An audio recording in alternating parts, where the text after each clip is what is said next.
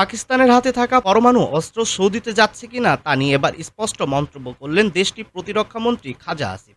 Saudi আরবের সঙ্গে সদ্য স্বাক্ষরিত প্রতিরক্ষা চুক্তি নিয়ে তিনি বলেন, চুক্তির আওতায় পাকিস্তান কোনোভাবে পারমাণবিক অস্ত্র বিক্রি করছে না। তার ভাষায়, আমরা দায়িত্বশীল জাতি।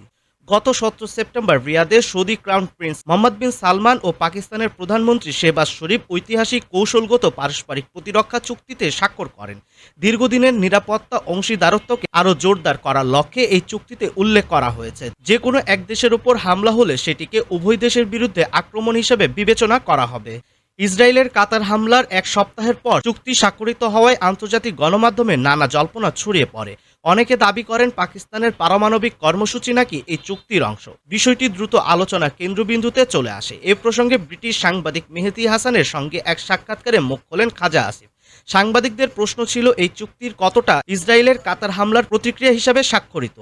জবাবে আসিফ বলেন, এটি কোনো প্রতিক্রিয়ামূলক পদক্ষেপ নয়, বরং দীর্ঘদিন ধরে আলোচনার পর চুক্তিটি আনুষ্ঠানিকভাবে স্বাক্ষরিত হয়েছে। তার ভাষায়, এটি দুই দেশের দীর্ঘ সম্পর্ককে আরও প্রাতিষ্ঠানিক রূপ দিয়েছে। আগে সম্পর্ক কিছুটা লেনদেন নির্ভর ছিল, এখন তা আনুষ্ঠানিকভাবে দৃঢ় হলো।